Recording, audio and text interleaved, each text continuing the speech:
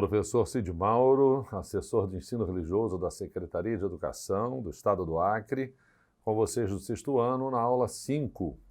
Nesta aula a gente vai abordar a divindade, ou o transcendente, e a natureza, concepções de ser humano, vida e morte nas variadas expressões religiosas.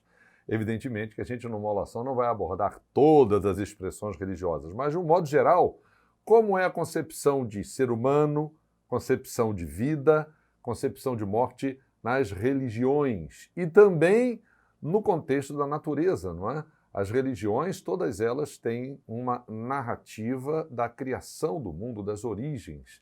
Então, como é que se dá esse tipo de descrição que as religiões fazem, né? Divindade e natureza, concepções de ser humano, vida e morte, não é? As religiões e suas visões a respeito da criação. Todas as religiões apresentam uma visão a respeito da criação. E, geralmente, é por meio de um mito. Você tem que entender que a palavra mito, nesse sentido, não significa mentira, inverdade, mas é uma maneira de povos primitivos se aproximarem, se apropriarem da realidade. E coisas assim incompreensíveis. Nem a ciência sabe com detalhes, sabe ao certo como foi a origem da vida, como foi a origem do universo. Então, o mito é como uma explicação provisória. Qual é a definição de mito? Narrativas e explicações por símbolos, por imagens, ações e modos de ser sobre a origem do mundo, sobre a criação do homem e da mulher, sobre a natureza, sobre os animais, assim como os conflitos humanos, as intrigas, as histórias de guerra, as histórias de paz, de amor e ódio, verdades e mentiras, bênçãos e maldições. Então, essa ideia do mito é uma ideia abrangente. Então, todas as religiões lançam mão dessa explicação, que seria como que uma explicação provisória ao alcance da mentalidade das pessoas, cada uma em sua época específica. Então, nós temos, mais uma vez, vocês já conhecem essa divisão, as religiões monoteístas, religiões dualistas e as religiões politeístas. Como é a abordagem delas a respeito da origem da vida, a respeito da criação? As religiões monoteístas vão dizer que só existe um transcendente, então um só Deus criou todo o universo a partir de um caos primordial. O que é um caos? É uma desorganização. Então esse Deus pôs ordem no universo.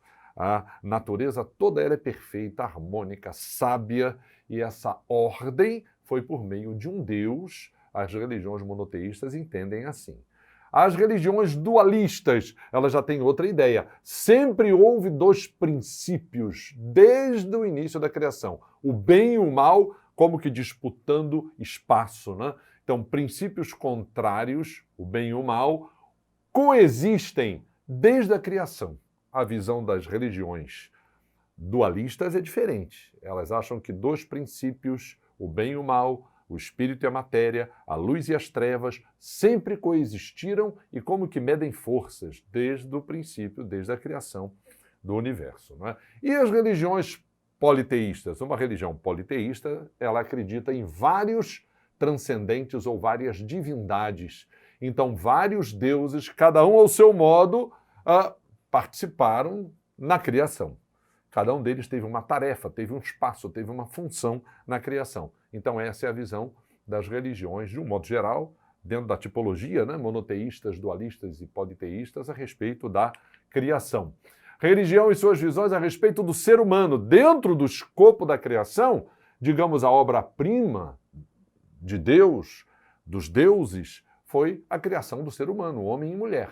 Então, de um modo geral, a origem, né, do homem, as religiões indicam a criação do ser humano como o ponto mais elevado do plano da concepção da vida do Criador. Então, o ponto máximo do Criador, desse transcendente, né, nessas religiões, foi a criação do ser humano, foi a concepção divina do ser humano, tanto do homem quanto da mulher.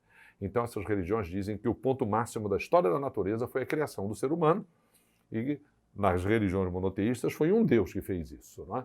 A vida humana, como é a decorrência da vida humana? A partir da criação do homem, como é o mistério da vida? As religiões também definem a vida humana como um dom da divindade. E ela deve ser vivida com sabedoria, de acordo com elevados conceitos de amor, de bondade e de justiça. Isso também é uma ideia geral das religiões, já que a vida foi criada por Deus, nas religiões politeístas, pelos deuses, nas religiões dualistas, foi como o resultado de um conflito entre forças opostas. Essa vida tem que ser vivida mediante um elevado padrão de conduta. E a morte? A morte é como se fosse uma ruptura, né? Então, as religiões, elas sempre ensinam, elas têm uma solução para essa ruptura, esse fim da existência. Todas as religiões estabelecem uma redenção para a condição humana. Há vida após a morte, segundo as religiões pregam. Então, há uma redenção para a condição humana, ela deixa de ser finita. Há uma superação da morte por meio da continuação da vida, de algum modo, após a vivência terrena. Então, as religiões, elas pensam numa continuação da vida. Cada uma delas vai ter uma visão diferente para isso. Mas todas as religiões, de um modo geral, elas não acham que a vida termina nesta condição terrena somente. Então, essa é a concepção das religiões a respeito do ser humano, a sua origem, o decorrer da vida e a vida após a morte, não é?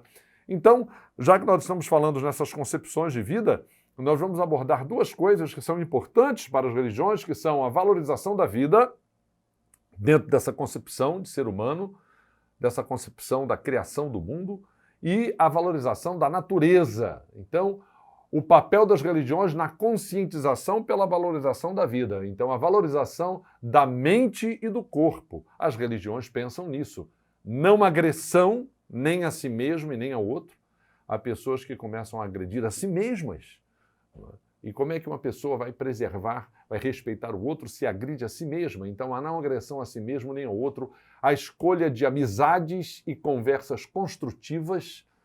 Às vezes, uma amizade mal escolhida vai contribuir para um desenlace negativo na vida de uma pessoa. Afastar maus exemplos, ver, ouvir, filtrar, né? Só fazer o bem. Só querer para si o bem e só praticar o bem. Isso é valorização da mente e do corpo.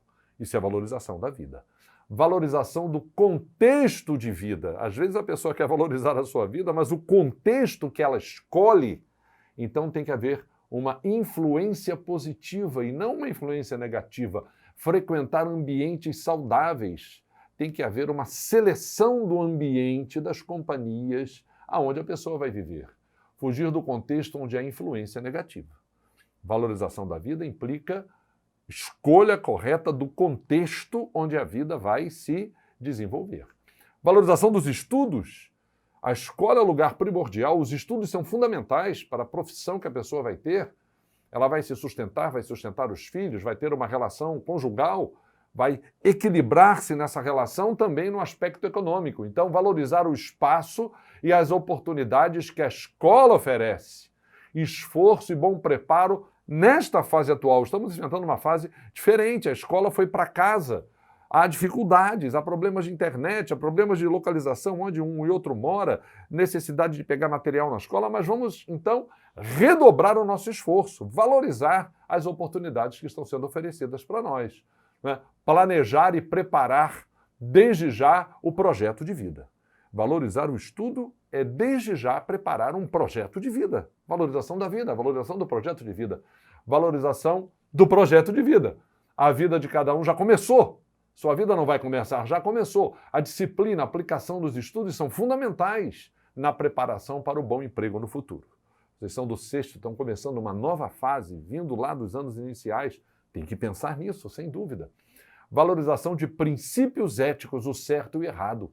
Ninguém vive sem princípios éticos. Não valorizar a ética é não valorizar a vida, é não valorizar a si mesmo, é não valorizar as relações, o caráter, a personalidade, o rigor são necessários na prática de princípios éticos. As escolhas certas por meio de princípios éticos cultivados. Isso é valorização da vida. E a valorização do meio ambiente? As religiões também têm um papel na conscientização pela preservação do meio ambiente. Olha, existe o chamado moralismo ambiental religioso. O que é isso?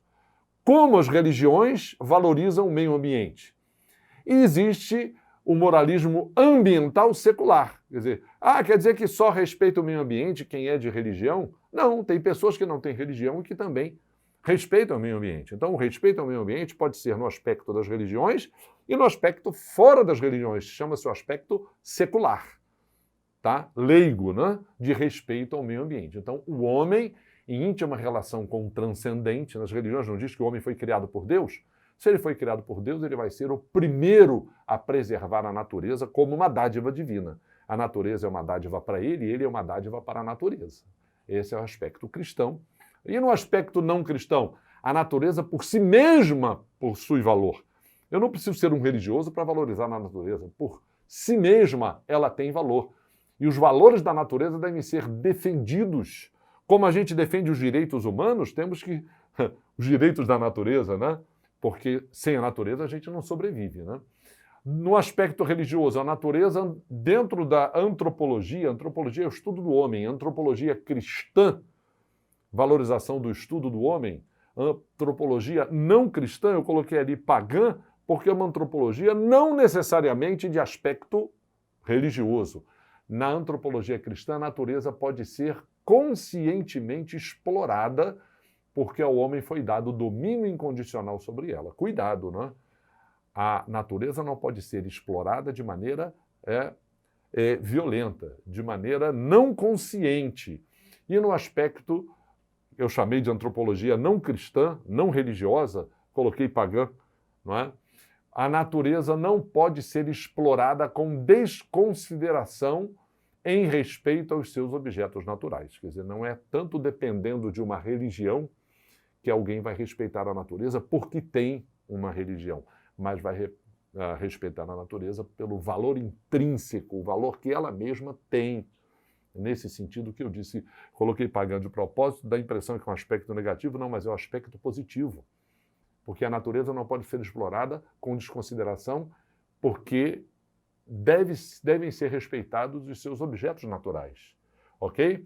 E o que é esverdeamento religioso e esverdeamento natural? Esverdeamento religioso é uma correria das religiões que foram pegas de surpresa com a questão da preservação do meio ambiente.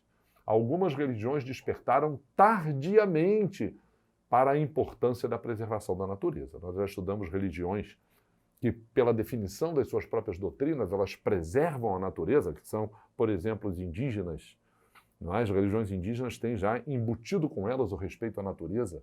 As religiões de matriz africana também, o Daime, que é uma religião aqui do Acre, eles preservam as florestas, né? Mas algumas religiões foram pegas de surpresa, tiveram que correr atrás do prejuízo, né? E há religiões que têm preservação da natureza naturalmente associada às suas concepções. Foi o que eu acabei de dizer aqui, esse é o esverdeamento natural. Não é que a religião teve que correr atrás, ela mesma já traz da sua origem um respeito embutido na sua concepção religiosa. Ok? Então, esses são os aspectos de preservação da vida. Começamos falando de como as religiões falam da origem, do decorrer da vida e da vida após a morte, e comentamos sobre como preservar a si mesmo, como preservar o meio ambiente. Muito obrigado. Não esqueça de procurar esta aula na plataforma Eduque. Até a próxima.